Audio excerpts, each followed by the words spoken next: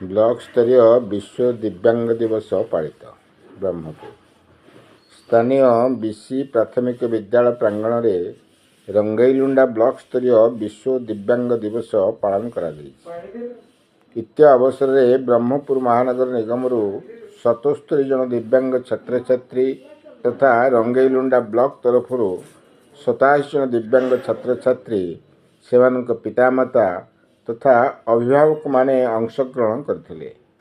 एही अवसर में मुख्य अतिथि भाव दैनिक आशार संपादक प्रमोद कुमार पंडा जोगदेइथिबा बेले मुख्य वक्ता भाव डॉक्टर प्रकाश चंद्र नंद, ब्रह्मपुर विधायक प्रतिनिधि श्रीयुक्त अशोक कुमार शुक्ला स्वतंत्र अतिथि भाव जोगदे विधिबद्ध भाव कार्यक्रम उद्घाटन करथिले।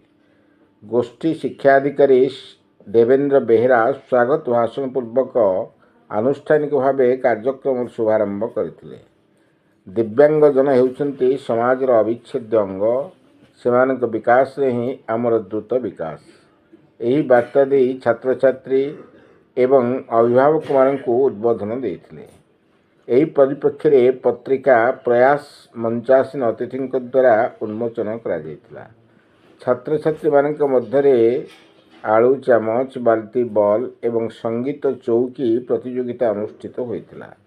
मध्याह्न भोजन विरति परे अंशग्रहण करथिबा समस्त दिव्यांग छात्र छात्री, समस्त बीआरटी, समस्त स्वेच्छासेवी कार्यकर्ता, समस्त उपशिक्षाधिकारी समेत प्राय 500 ऊर्ध्व अंशग्रहणकारी नहीं एक विशाल शोभायात्रा लोकंक सचेतनता उद्देश्य रे संगठित होइतिला।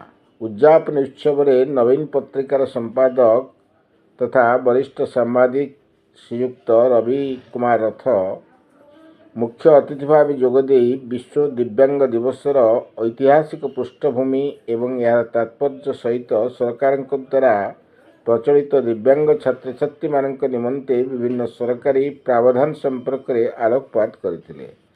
परिशेष में कृति छात्र छात्री मानकु प्रमाणपत्र सह सील बंटन करा जायतिला।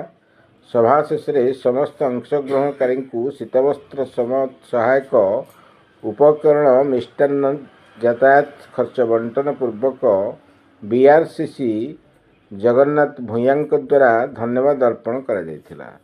उक्त कार्यक्रम में गोइलुंडी सीआरसीसी मंच परिचालना करथिबा बेले निरुपमा दास, विदुषा मिश्र, सूर्यनारायण महांती कार्यक्रम समस्त आमूलचूल दायित्व सक्रिय भाव तुलाइथिले। बीसी प्राथमिक एवं उच्च प्राथमिक विद्यालय प्रधान शिक्षकों सह रंगईलुंडा ब्लॉक समस्त सीआरसीसी कार्यक्रम उपस्थित रही पूर्णमात्रा सहयोग करथिले। ब्रह्मपुर।